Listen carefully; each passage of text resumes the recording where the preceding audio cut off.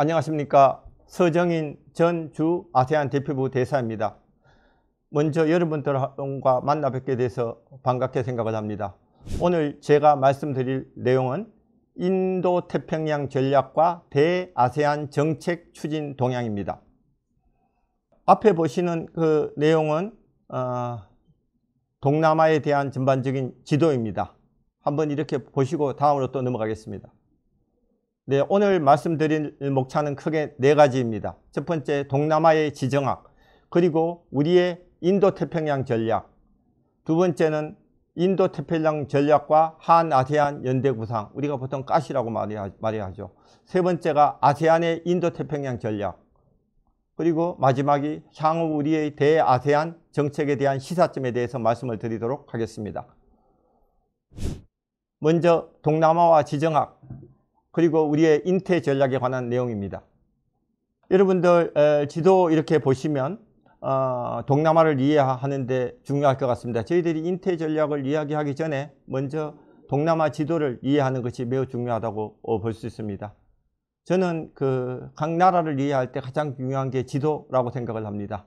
앞에서 보시는 바와 같이 동남아는 연두색 색깔로 이렇게 되어 있는 곳입니다. 중국하고 인도하고 사이에 이제 있고, 크게 보아. 그리고 또 하나는 오른쪽에 태평양과 인도양 사이에 이렇게 위치해 있습니다. 남중국해가 보이고요. 그래서 동남아를 바라볼 때 중국하고 인도 밑에 있는 걸 대륙 동남아라고 합니다.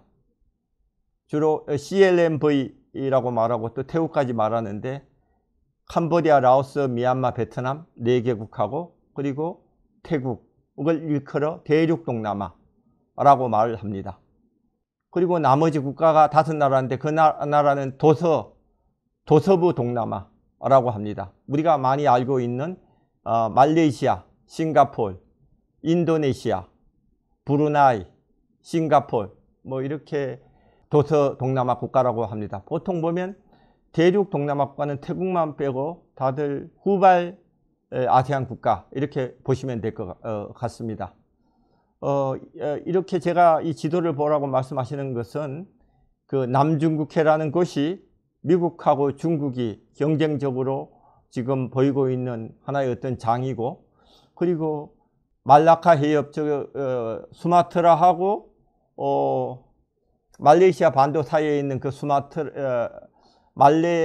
말라카 해협, 거기로 우리 원유의 한 90%가 다 거기로 왔다 갔다 합니다. 그래서 그만큼 우리뿐만 아니라 중국도 그렇고 일본도 그렇고 다 그렇습니다. 그만큼 굉장히 중요한 곳이다, 이런 곳이. 그래서 일단 지리적으로 이렇게 중요하다는 것을 말씀을 드립니다. 그래서 혹자는 이런 동남아의 중요성을 한마디로 위치 권력이다, 뭐 이렇게 이야기를 하고 있습니다. 그리고 자원이 많고요. 그리고 경제적 가치가 있고 제3세계에서의 어떤 영향력도 있고, 그리고 화교들을 매개로 한 연계성, 이런 것이 잘 돼 있고, 뭐 이런 것들을 동남아의 어떤 특징이라고 볼 수 있겠습니다. 다음입니다. 그래서 제가 조금 전에 말씀을 드린 대로 남중국해에서 미국과 중국이 일종의 경쟁을 하고 있는 구도다. 2010년도 이후에 중국이 남중국해에서 공세를 조금 공격적인 행동을 많이 하고 있고, 이에 대해서 미국도 항행의 자유 뭐 이렇게 해서 자유 빈도를 굉장히 높이고 있습니다. 그래서 미국 입장에서 보면 인도태평양 전략이고, 중국 입장에서 보면 1대1로 전략이 맞부딪히는 것이 동남아다, 이렇게 보시면 될 것 같습니다.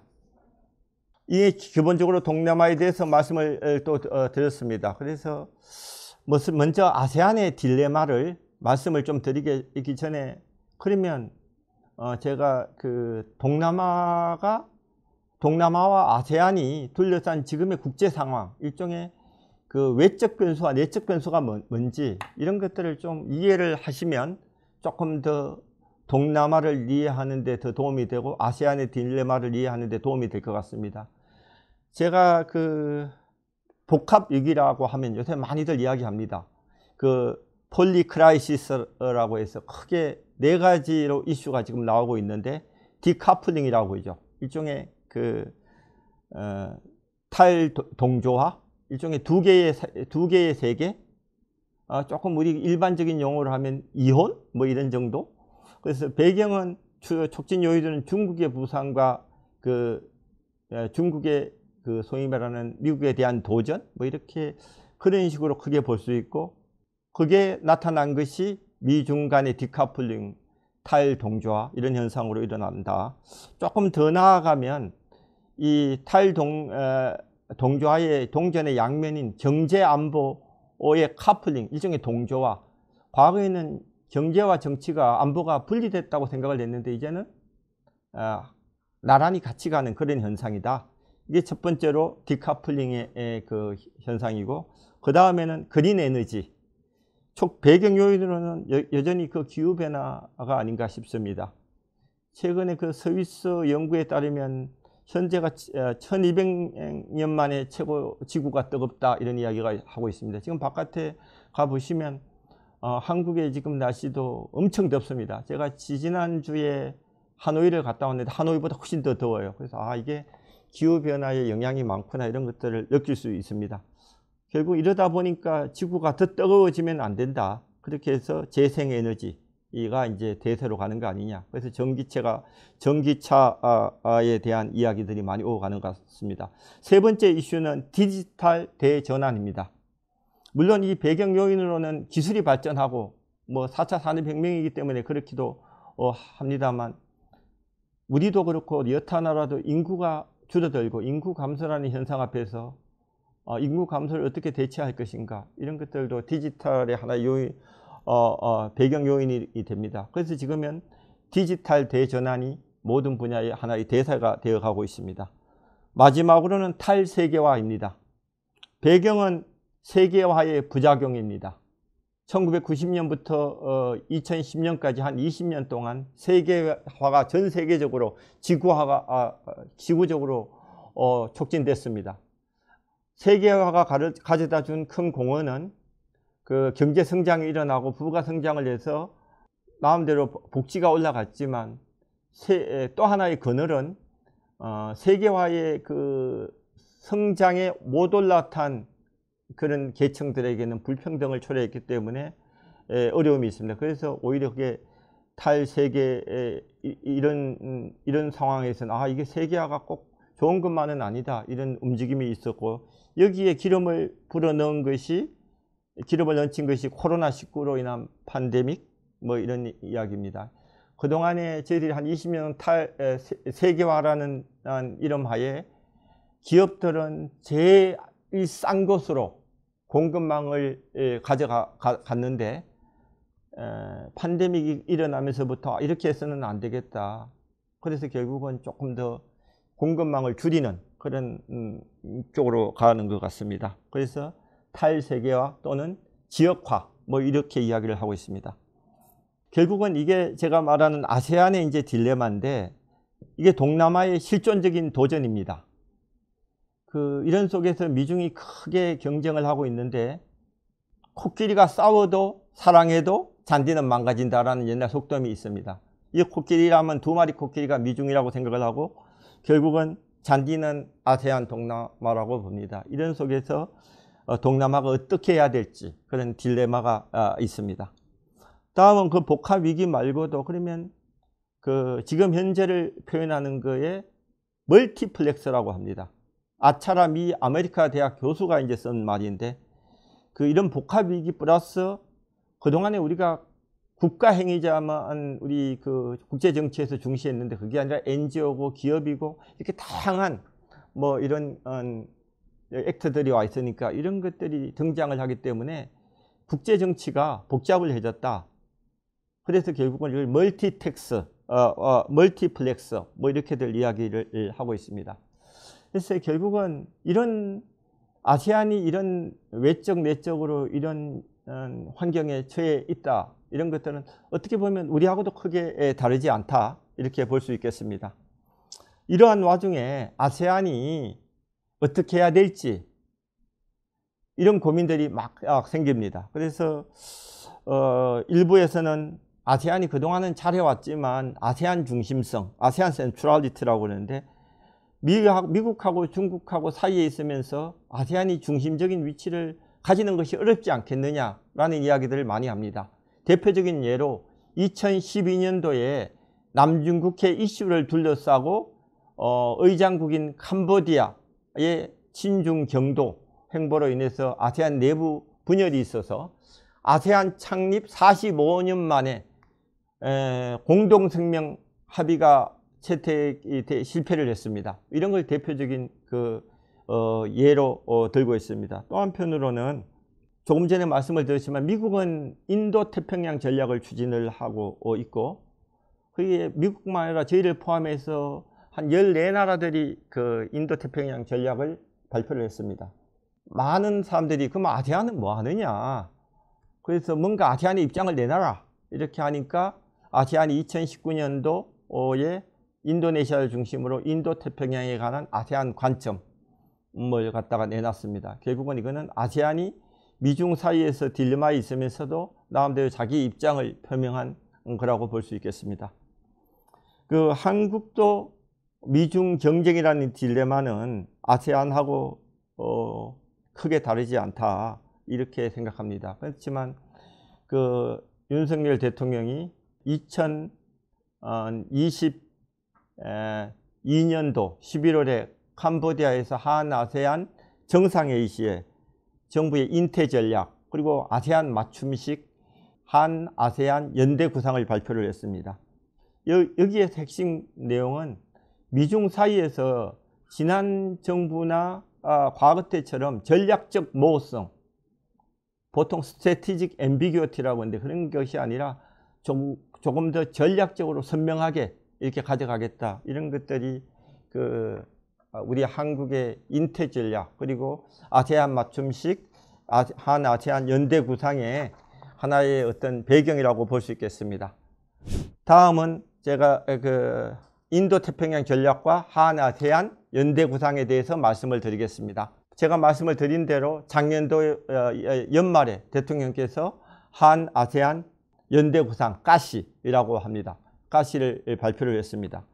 이 가시의 모법이 되는 일종의 되는 것이 인태 전략인데, 가시를 이해하려면 인태 전략을 알아야 됩니다. 인태 전략이라 하면 그 대상 지역은 인도 태평양이고요. 과거에는 주로 아시아 태평양을 이야기를 했는데 트럼프 대통령부터 바이든을 이어봐서 이제는 인도 태평양, 인도양의 중요성을 해서 그 범위가 인도 태평양이라는 게 이제 나와 있습니다.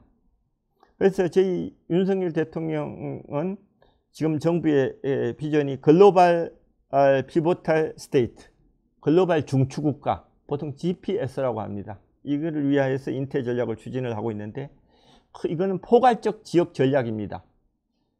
지역 구분으로는 6개 지역의 지역을 구분을 하고 있는데, 공통점이라는 것은 태평양과 인도양을 끼고 있는 지역, 이렇게 보시면 됩니다. 지역 구분으로 말씀을 드시면 북태평양, 미국하고 예를 들면 카나다, 몽골, 중국, 이렇게 일본, 이렇게 한 카테고리 놓고, 그 다음에는 동남아 아세안, 세 번째가 남아시아라고 하면 인도, 파키스탄 이런 쪽입니다. 네 번째는 오세아니아, 오세아니아 하면 호주나 뉴질랜드 이렇게, 그리고 남태평양 도서국가 이런 말을 하고, 그리고 그 다음에 다섯 번째는 동아프리카 연안. 동아프리카 연안이 결국은 인도양하고 마지막 끝에 있지 않습니까? 그래서 그걸로 연결한 거고, 그 다음에는 유럽, 중남미, 이렇게 해서 6개 지역입니다. 그럼 왜 중남미냐, 이런 의문을 이야기하시는 분도 있는데, 중남미는 멕시코 이런 연안들은 다 그 태평양의 맨 동부 끝입니다. 그래서 그런 식으로 이렇게 연결을 해놨습니다.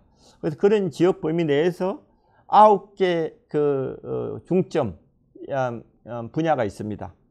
첫 번째가 규범과 규칙에 기반한 인태 전략, 인태 지역이 되도록 하겠다. 두 번째는 비확산 대테러 협력 강화를 하겠다.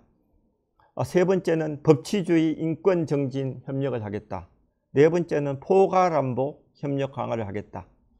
다섯 번째는 저희들 요새 굉장히 익숙한 경제안보, 네트워크. 여섯 번째는 첨단 과학기술 분야 협력 강화. 그리고 영내 디지털 격차 해소 강화. 그리고 일곱 번째는 기후변화 에너지 안보 관련 영내 협력. 여덟 번째는 기업 외교. 아홉 번째는 상호 이해 및 교육 정진. 이렇게 9가지입니다. 그래서 이런 9가지의 세부 아세안의 맞춤식 전략이 가시라고 보시면 됩니다. 그러면 현재로서는 가시만 동남아 아세안 전략만 지금 나왔다고 보시면 됩니다. 올 4월에 이제 제대로 나오는데 로드맵 같이. 나머지 5개 지역은 아직도 세부 계획을 지금 입안 중에 있습니다. 그래서 동남아 아세안이 제일 먼저 이렇게 왔다. 그래서 동남아 아세안에서 가시는 지금 여러분들이 보시는 바와 같습니다. 그러면 이게 핵심 내용은 무엇이냐? 이런 것들은 사람들이 말하기 여러 가지가 내용이 있겠습니다만 기본적으로 기존에 저희들 전 정부 신남방 외교하고 다른 점은 신남방 외교가 경제 위주 뭐 이런 식이었다면 이젠 경제뿐만 아니라 정치 안보 이런 거를 포괄을 하는 그런 식으로 좀 가겠다. 좀 종합적으로 가겠다. 뭐 이런 게 큰 차이가 아닌가 이런 생각이 좀 듭니다. 그래서 이를 위해서 구체적으로 하는 게 8개의 중점 추진 과제를 선정을 했습니다. 추진 과제를. 그러면 여기 지금 눈으로 이렇게 훑어보시면 그 내용입니다. 각 8개의 각각에 대해서 저희들이 구체 사업을 저희들이 마련해서 한 36개 정도 이렇게 됩니다. 구체적으로 아세안이 필요로 하는 거 그리고 우리가 잘할 수 있는 걸 매칭해서 36개 사업을 저희들이 확정을 했습니다.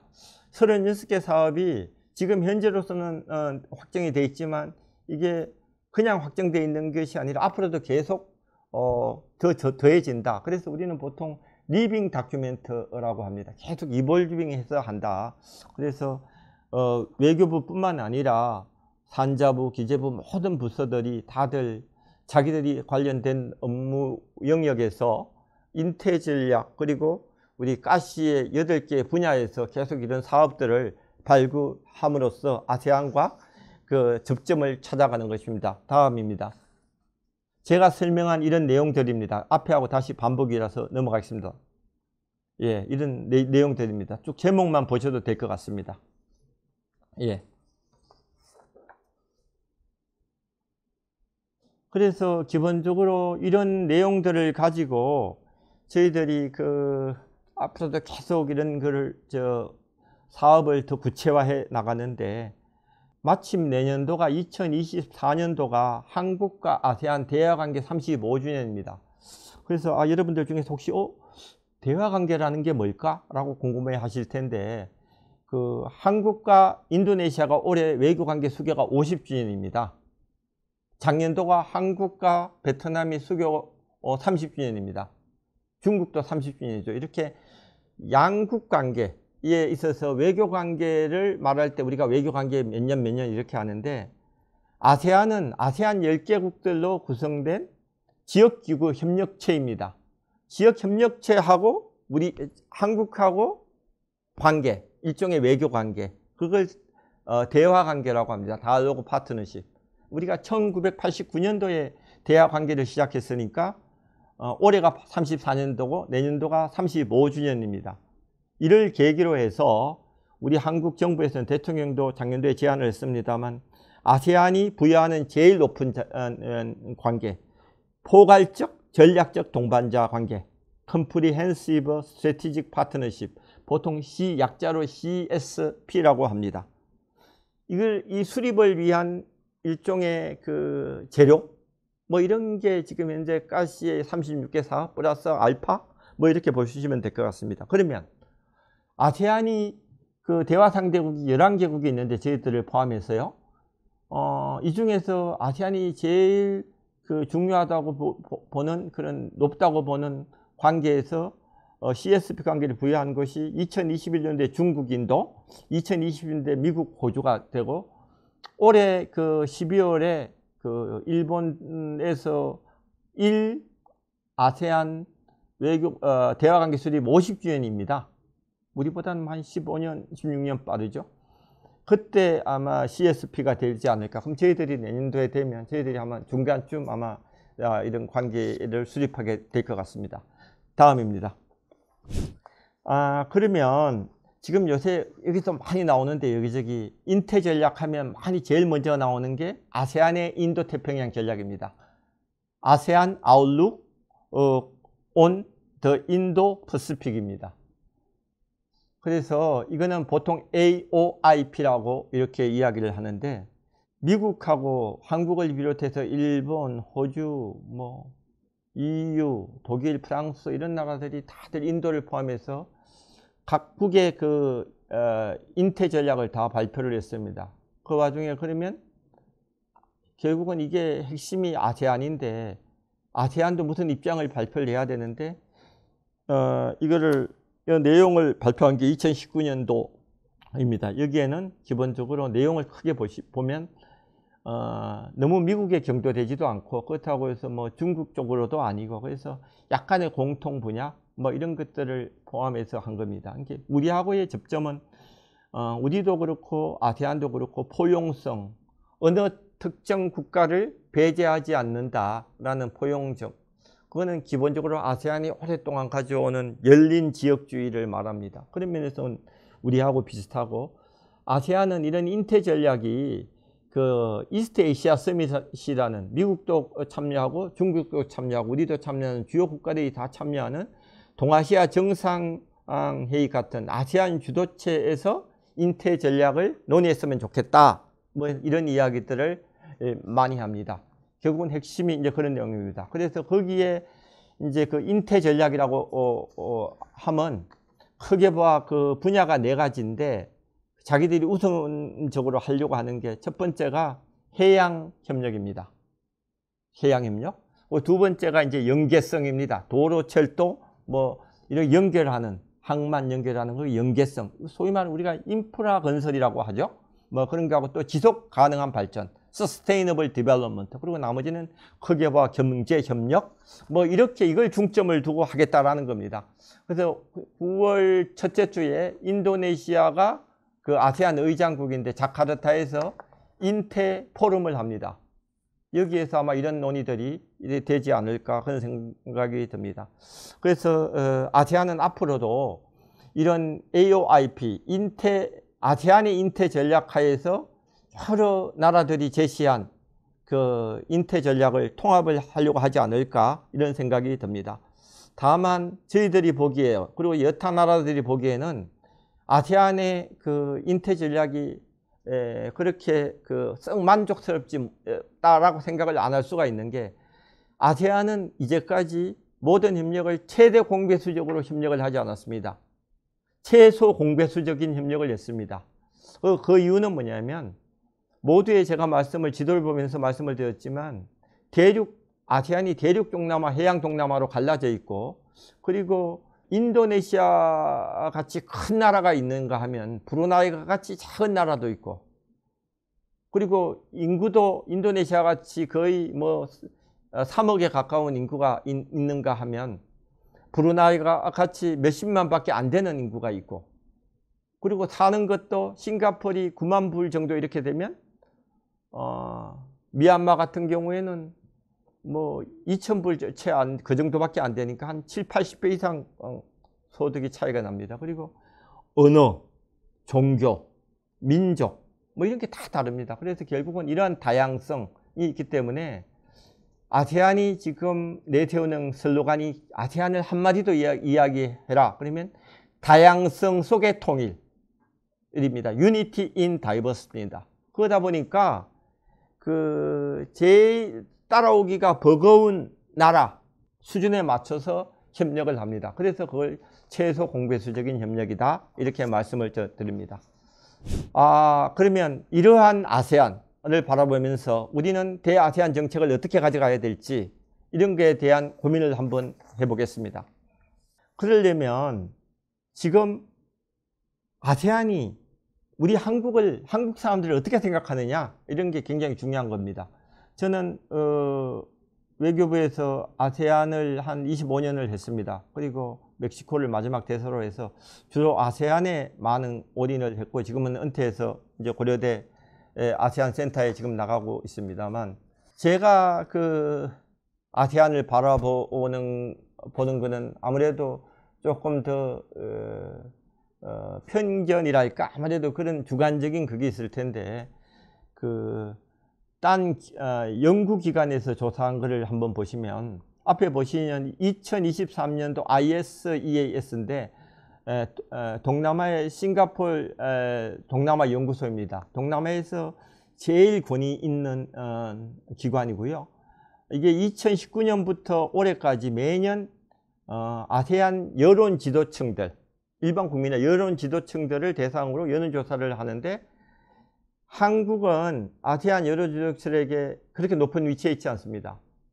대화 상대국 11개국 중에서 우리가 한 8위 내지 10위에 있습니다. 역시 1%대에서 3%대.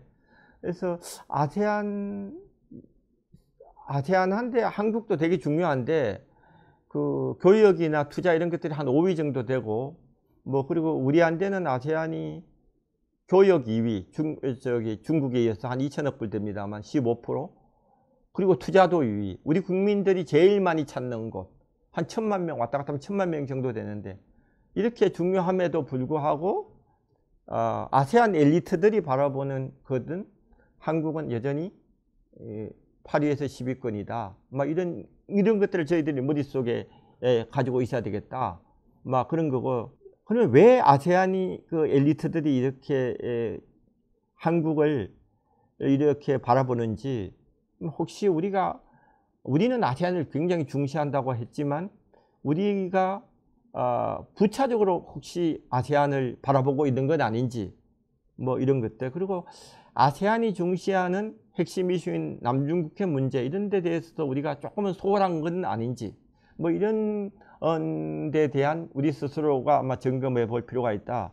그래서 제가 말씀드린 것은 아세안 엘리트들에 대한 분석인데, 최근에 우리 서울에 있는 한 아세안 센터가 있습니다. 시청 바로 앞마침인데, 그것도 일종의 국제기구인데, 우리가 거기에 그 청소년들의 인식을 이제 조사를 해보면, 아세안인들이 한국에 가지는 호감은 90% 정도 이상인데, 한국인들이 아세안 가지고 있는 거는 한 50% 정도, 한 40% 정도 차이가 난답니다. 그러니까 일종의 우리가 바라보는 아세안과 아세안이 바라보는 한국은 편차가 많다. 이런 것들도 우리가 앞으로 아세안 정책을 가져가는데 조금 고민해야 될 부분이 아닐까. 그래서 이런 인식하에 제가 몇 가지만 정책적으로 말씀을 좀 드리고자 합니다. 첫 번째, 대아세안 정책이 제 이야기만이 아닙니다. 아세안 여러 전문가들도 이야기하는데, 첫 번째는 일관성을 좀 가지고 해야 되겠다.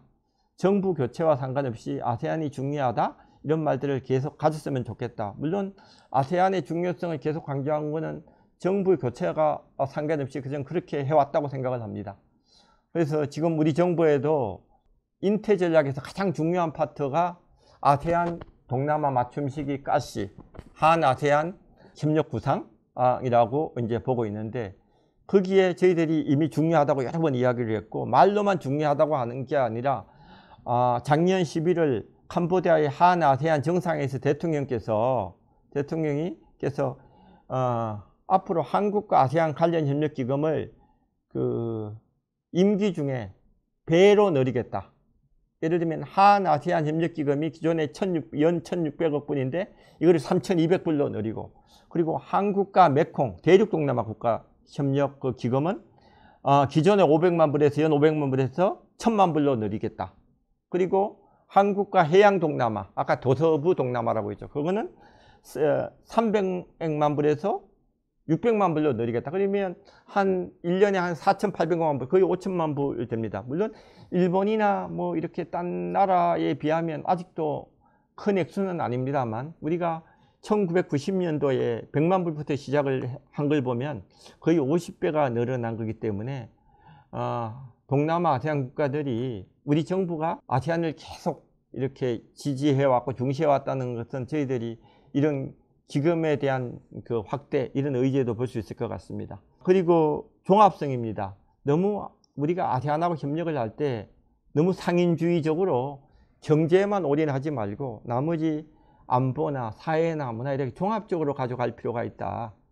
그리고 포괄성이라고 입체적 뭐 이렇게 말할 수도 있는데, 조금 아세안 협력을 할 때 양자 외교도 제일 중요합니다. 안미 외교도 하지만 그 아세안 외교, 아세안을 전체적으로 보는 아세안 외교, 그리고 그 사이에 봐는 소다자 외교라고 하는데, 일종의 대륙 동남아를 대상으로 하는 메콩 협력, 그리고 해양 동남아를 하는 대해양 동남아 협력, 이런 것들 중층적 플랫폼을 이렇게 엮어서 이렇게 잘 가는 뭐 이런 것들이 좀 필요하다, 이런 생각이 듭니다. 그래서 저는 아세안이 미중의 경쟁 속에서 이러지도 못하고 딜레마에 있고, 한국은 저희들이 가치 외교를 하고, 그리고 인터랙의 가장 핵심인 규칙 및 규범에 기초한 국제 질서를 추구하기 때문에 우리가 자유 질서, 자유민주주의 질서에 대한 그런 데 대한 지지를